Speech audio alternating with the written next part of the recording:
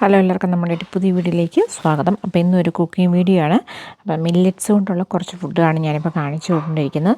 അപ്പം നമ്മുടെ എന്താ പറയുക, സ്റ്റിക്കി റാഗി പുട്ട് നമ്മൾ ഉണ്ടാക്കിയല്ലോ. അപ്പോൾ ആ സെയിം സാധനത്തിൻ്റെ ആ പാക്കറ്റിൽ കുറച്ച് മിച്ചമുണ്ടായിരുന്നു. അപ്പോൾ അതുകൊണ്ട് ഞാനിന്ന് വേറൊരു വിഭവം ഉണ്ടാക്കണം. അപ്പോൾ നിങ്ങൾക്ക് കാണാം, ചെറുധാന്യങ്ങളിൽ അന്നജം കുറവും നാരുകൾ അധികം ഉള്ളതുകൊണ്ട് പ്രമേഹം നിയന്ത്രിക്കുന്നതിന് നല്ലതാണ്. അത് ഡയബറ്റീസ് രോഗികൾക്ക് നല്ലതാണ്, അയൺ ഡെഫിഷ്യൻസി ഉള്ളവർക്ക് നല്ലതാണ്. അപ്പോൾ ഞാൻ ഇന്നാളും ഇത് കാണിച്ചാണ് ഇതെങ്ങനെയാണ് ഉണ്ടാക്കുന്നതെന്ന്. ഇത് നമ്മൾ തണുത്ത വെള്ളത്തിലേക്ക് ഇട്ടിട്ട് ഒരു അരമണിക്കൂർ സോക്ക് ചെയ്ത് വെച്ച് കഴിഞ്ഞിട്ട് അത് എന്താ പറയുക, വെള്ളം ഊറ്റിയതിന് ശേഷമാണ് നമ്മളിത് ഉണ്ടാക്കുന്നത്. അപ്പോൾ ഇതിനകത്ത് ഫൈബർ 28.8 ഗ്രാം ഫൈബർ ഉണ്ട് ഇതിനകത്ത്. അപ്പം എന്താ പറയുക, ഫൈബർ അത്രയും ഉള്ളത് കൊണ്ട് അനീമിയ ഉള്ളവർക്കും വളരെ നല്ലതാണ്. അപ്പോൾ അരമണിക്കൂർ കഴിഞ്ഞപ്പോഴത്തേക്കും ഞാനിവിടെ ഇഞ്ചിയും ചുമന്നുള്ളിയും കരിയാപ്പിലയൊക്കെ ഇവിടെ എടുത്ത് അരിഞ്ഞ് വെച്ചിട്ടുണ്ട്.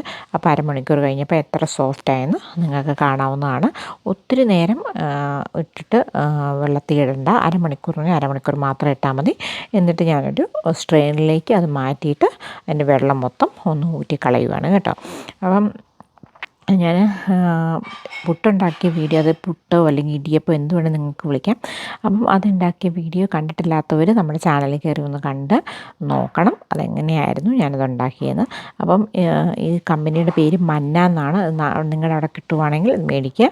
അത് അല്ലെങ്കിൽ ഇത് വേറെ ഏതെങ്കിലും കമ്പനിയുടെ ഇങ്ങനെ ഒരു പ്രോഡക്റ്റ് ഉണ്ടെങ്കിൽ നിങ്ങൾ മേടിക്കുക. എനിക്കറിയില്ല, ഞാനിത് ആദ്യമായിട്ടാണ് മേടിക്കുന്നത്, ആദ്യമായിട്ട് ഉണ്ടാക്കുന്നത് കേട്ടോ.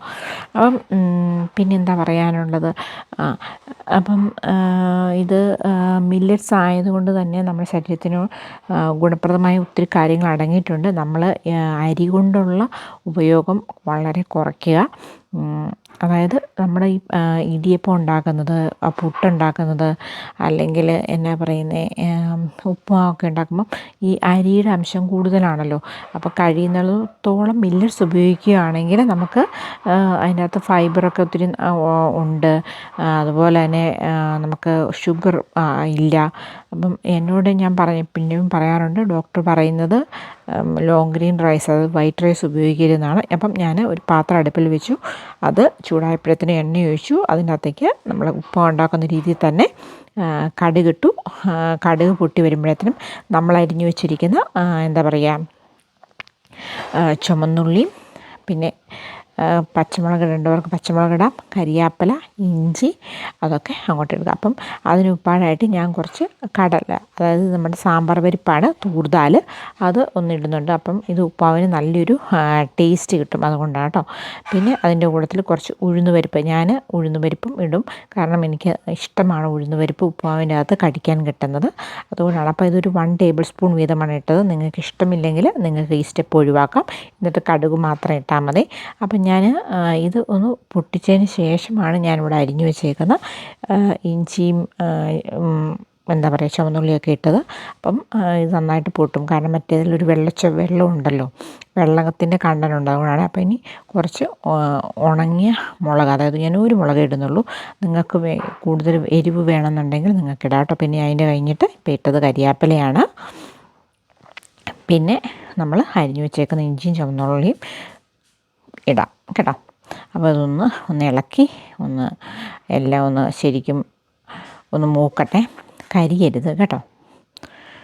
അപ്പം ചുവന്നുള്ളി ഇട്ടു. അപ്പോൾ ഇത് പെട്ടെന്ന് വേകാനായിട്ട് കുറച്ച് ഉപ്പും കൂടി ഇട്ടു. അപ്പോൾ അത് പെട്ടെന്ന് വെന്തോളും.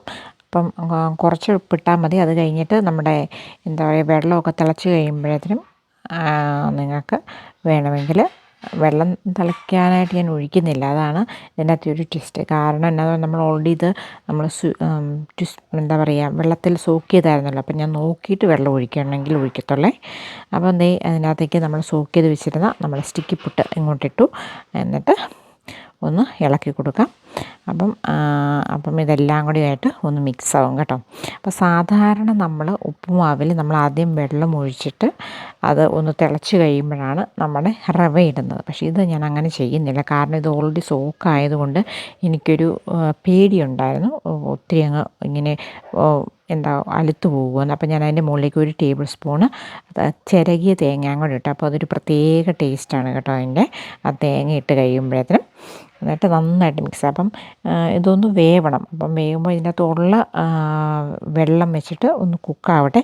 എന്നിട്ട് വേണമെങ്കിൽ നമുക്കൊരു പൊടിക്ക് വേണമെങ്കിൽ ഇച്ചിരി വേണമെങ്കിൽ വെള്ളം ചേർത്ത് കൊടുക്കാം കേട്ടോ.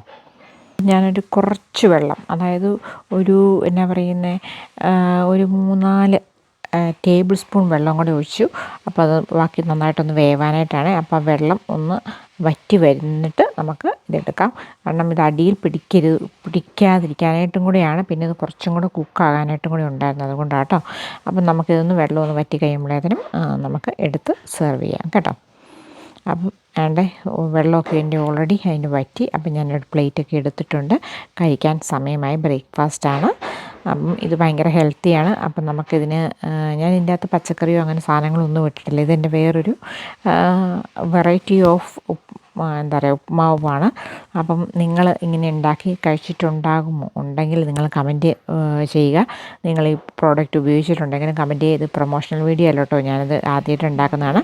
അപ്പം നമുക്ക് ഇത് കഴിച്ച് നോക്കാം. Tasty and ഹെൽത്തിയാണിത്.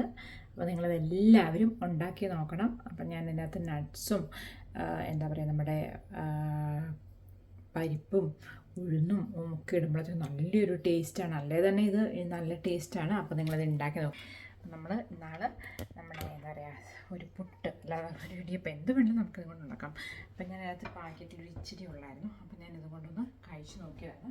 അപ്പം ഞാനൊരു സ്പൂൺ എടുത്തിട്ട് കഴിച്ച് നോക്കാമെന്ന് വിചാരിച്ചു. നമുക്ക് നോക്കാം എന്താണ് ഇതിൻ്റെ ടേസ്റ്റ്. ഓക്കെ, എന്നിട്ട് നിങ്ങൾക്കിത് ഇഷ്ടമായെങ്കിൽ നിങ്ങൾ മറക്കാതെ ലൈക്ക് ചെയ്യും.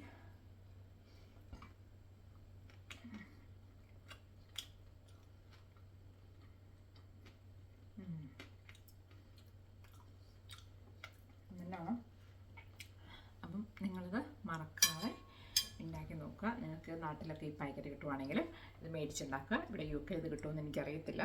അപ്പം ഇനി ഞാൻ നോക്കട്ടെ, കിട്ടുവാണെങ്കിൽ നല്ല ടേസ്റ്റ് ഉണ്ടാവുകയാണ്. Bye bye and take care.